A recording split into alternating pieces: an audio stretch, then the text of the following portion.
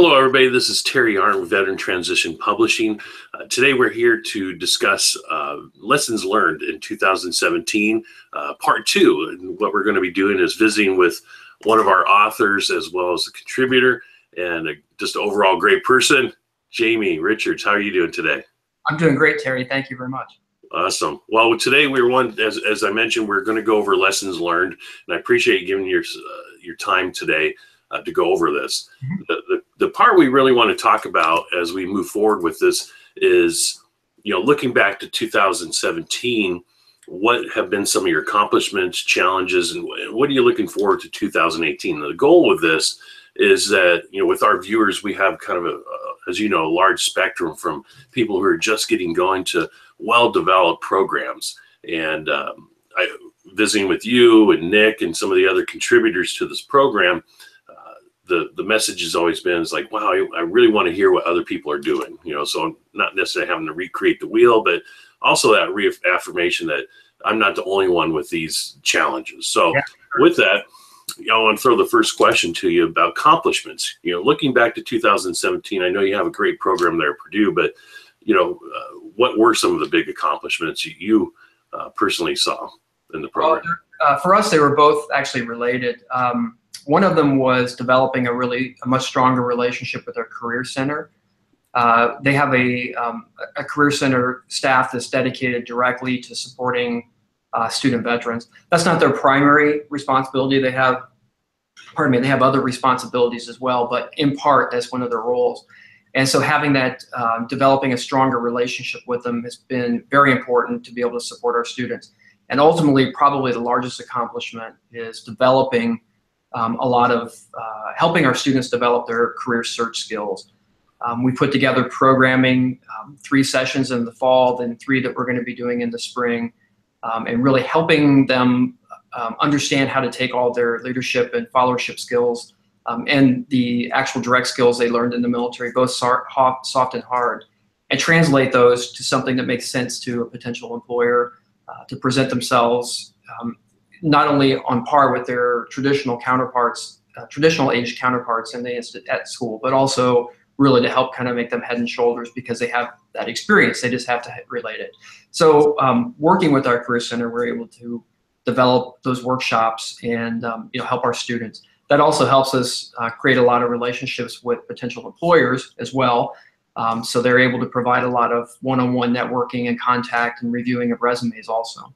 Good. So, and I'm curious because this is interesting because this was a big accomplishment for Nick Osborne over Illinois as well. It was development. He's gone so far as creating a class. So this is you're describing yours as more as like staged workshops throughout the year.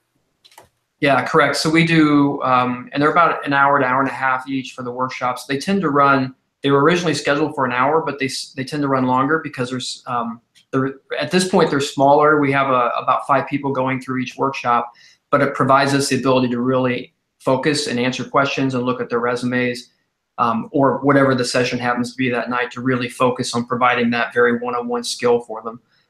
So it is, the way that we are doing it is not a class, it is a course that we're doing. We hope to, I always believe in baby steps, so this is our first baby step. Next year, we're going to be enrolling more students into it. And then having not necessarily a class, but having it more coordinated so that if they participate in X many number of sessions, then there's some outcomes that they can have as well, or opportunities that are available for them is kind of the carrot and the stick for their participation. Okay.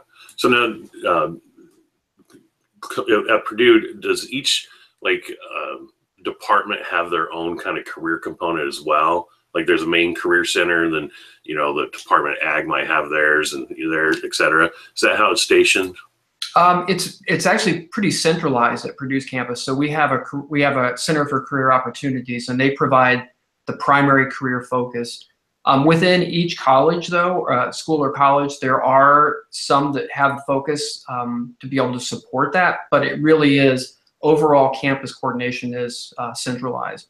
And then they'll have their staffing there will actually help support the different areas. So, for example, my contact that supports the veterans also supports our Polytechnic Institute. So he has varying roles of doing that. And they also works directly with a specific alphabet range of employers also. So they each one brings a little bit of their own personality to it. So for example, he wanted to support veterans because it's something that's important to him, and he was able to, that's what his role was able to be able to take on. A lot of institutions, they do, it's very decentralized, and it's done by college or by program or school. Ours is just a centralized model. Okay, great. So that's one. So tell us about another big accomplishment there at the school. Well, so those are really, it was one, but those are really two separate ones, because we developed that relationship with the CCO to then help our Career Center to really then help support the programming that we're doing. So we would have done the programming regardless, but it wouldn't have been as strong a programming unless we had that relationship with our Career Center. That's good. Okay.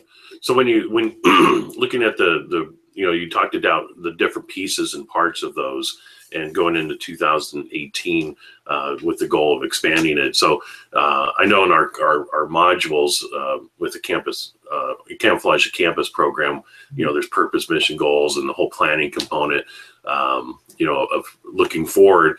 So what is the next step with this? When do you start planning out 2018 for this program?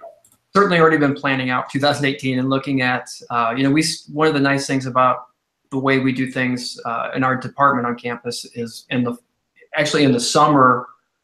Well, in part, we're looking at per academic year. So our academic year is where we base most of our planning on. So we've already planned for the 17-18 academic year, and then we will start actual planning for the following year, that next summer, spring next summer. But looking ahead to 2018, some of the things that I'm really hoping to do is to get this programming further along and to really help kind of develop that as far as planning purposes go. So the next phase for us really is creating stronger and more coordinated partnerships and relationships with the corporations that are wanting to hire our students, and to engage them at a higher level where they're more frequently reviewing resumes and able to provide more coordinated networking and ultimately job opportunities. I think a lot of the recruiters and hiring representatives from the companies that come to campus, most of them play the long game. They understand that it takes a while to establish a relationship, and then we have some that have a different recruiting team that every time they come to campus is a different team, and we have to redevelop that relationship again. But that's really part of it, is just understanding how to move forward with it. As you can tell, we've been very career focused this last year. I think that we've got a lot of our programming is pretty stable. The things that we're doing are consistent, and we're able to maintain those at going forward. And now we're really trying to get to that next step with the back end of the transition of helping support that student on their career search. Awesome. Good. So obviously successes come with some challenges, yeah. So I wanted to address that one as well as, looking back this year, what have been some of the challenges that you've had to face in the program? Well, the first challenge is time and space. So there's one of me, and I have only so much that I can get done while I'm there, and that's been a really difficult challenge for me. I have to focus more on not taking on other responsibilities that are outside of my area, as compared to what I have historically done. So for example, if a colleague needed some help, I would say, yeah, certainly we can, I had some free time, and this year I don't have that free time. So that's been certainly a challenge for me, is really kind of, maintaining my lane, or staying in my lane as I move forward. And then especially as we're really developing this career side, the career component, that just takes a lot of time to coordinate. And, I have to be very focused on that. So that's a challenge. That becomes a staffing challenge of, where do we go? How do I make sure I'm doing this appropriately and still, maintaining the programming that we're currently doing. Yeah. Another one, for some reason, and this happens, I think, in every institution, is the commitment of our students to run the programming has been a little bit, their commitment has been strong, but their ability to pull it off has been a little bit less than normal. And I think that's just, everybody's busy. They're all running 100 miles per hour. Beginning of the semester, we can do everything. And then as, midterms hit and it gets towards the end of the semester and projects are due, it's a little bit harder to maintain that. And you don't want to, at the beginning of a semester, you don't want to say, hey, I don't think you're going to have time to do this. Maybe lower your commitment level a little bit. But you have, so that's something that it's been a challenge for me as well. It's just the balancing what students have taken on to, now we're further in the semester and these things are becoming actionable items are becoming due. How can we, make sure we make this happen? Yeah. That brings up a good point because, certainly in my role with team members and whatnot, the time management, and just, they have specific goals they have to accomplish, every week, month, whatever it might be. And sometimes they're just not experienced enough to, map out those things. They have the grandiose picture. And so we put those goals up there. We'll do team planning where we'll put out there. It's like, okay, for the second half of the year, what are we going to do? And they're like, oh, we're going to do, 150% of our, goals and stuff. It's like, okay, that's great. So how are we going to break that down? And when we start chipping away and mapping it out by month, and then week, like to the micro level of weeks, they're like, I'm not sure if I can really do that many per week. And it's like, well, okay, so let's reevaluate. So I'm curious, as you're going through and you're planning out for 2018, how do you address those two comments? Well, so one, well, certainly for challenges wise, we're figuring out how we can address if there's options for increasing staffing to be able to support the occupation side of it, the occupation development, because I think that that's becoming such a stronger component that we really, in order to do justice, we really have to have some dedicated support in-house to be able to pull that off. So that's something we're working through internally. The other side is with our students, we're implementing this year a feedback or performance appraisal system for them. And I think that's going to be helpful because in the past, it's been very informal conversations and, frequent meetings with them, but having something in writing saying these are things that you're doing well, and these are some areas that you need to improve upon, I think will be helpful for us. Plus, most of them have served in the military. We have some family members that are, working in our office as well. So this, an evaluation system is not uncommon in any workplace, but those in the military really understand it, get it, because we do it, once or twice a year.